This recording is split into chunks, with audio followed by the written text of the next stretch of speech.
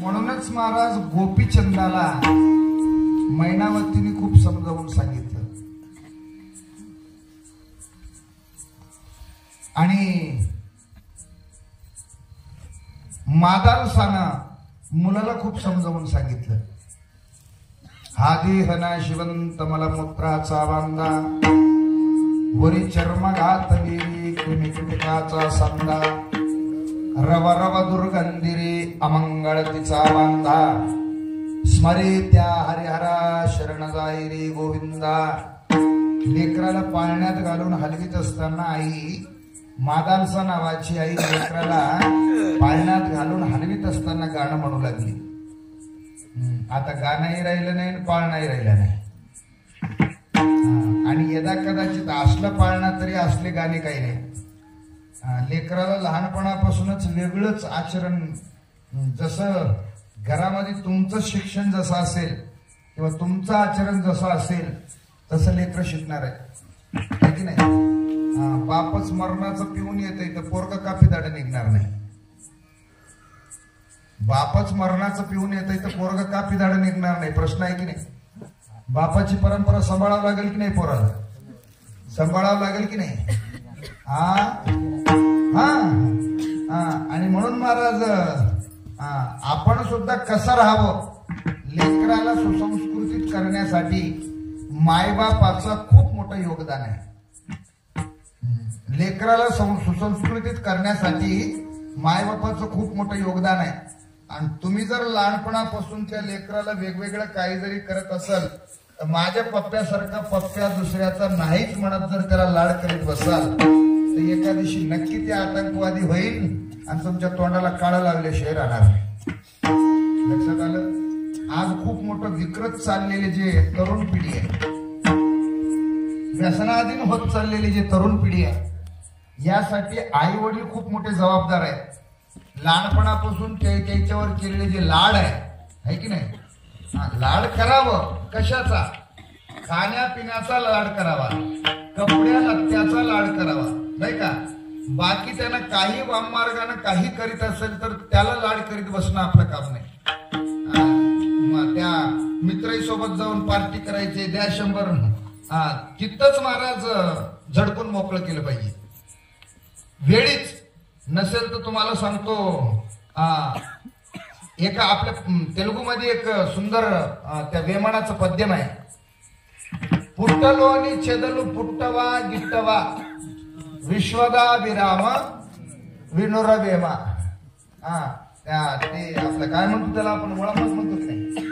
छेदलू म्हणजे वळंबच आहे ना. लाकडाला काय लागते ती वळंबच लागते ना. ते जन्मला काय नेलं काय म्हणले महाराज. आणि ते बरेच काही किडे जन्मतात मरतात त्याचा काही हिशोब नसतंय.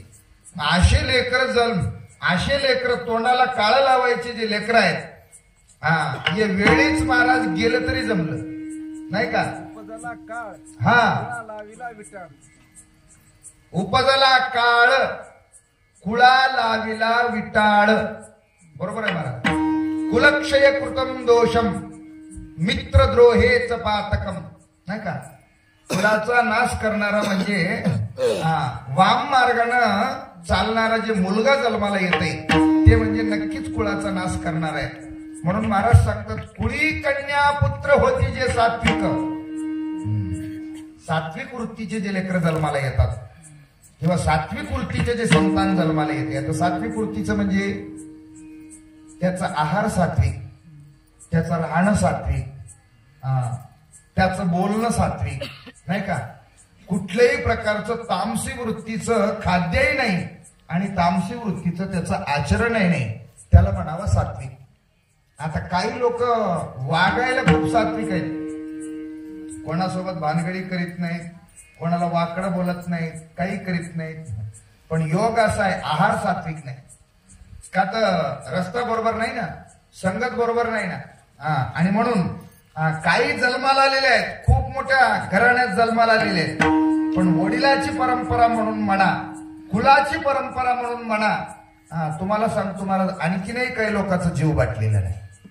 आमच्या इथे एक साधू होते आणि विशेष महत्वाचं म्हणजे उमरजकर माऊली उमरजकर, ज्ञानोबा माऊली उमरजकरांचे ते शिष्य होते,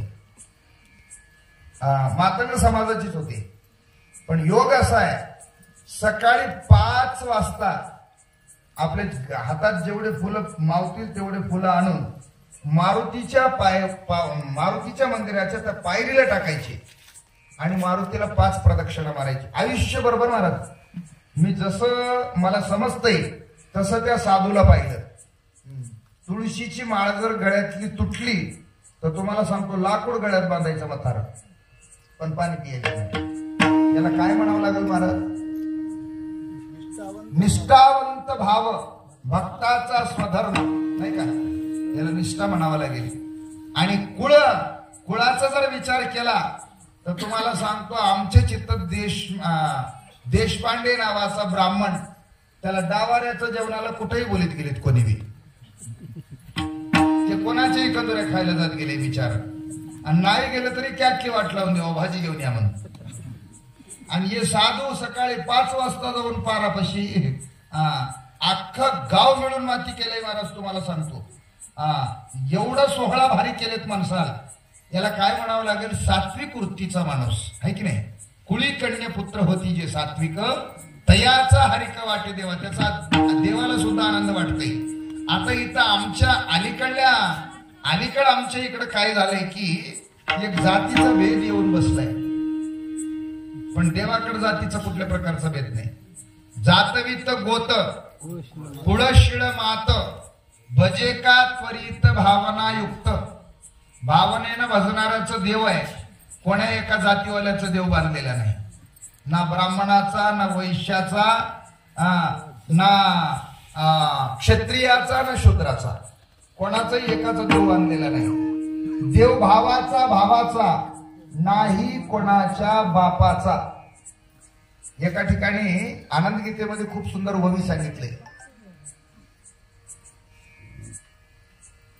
असो भलत्या जातीचा आदर सत्कार करावा त्याचा, आपण अशी शुद्ध साचा परब्रह्म जैसा.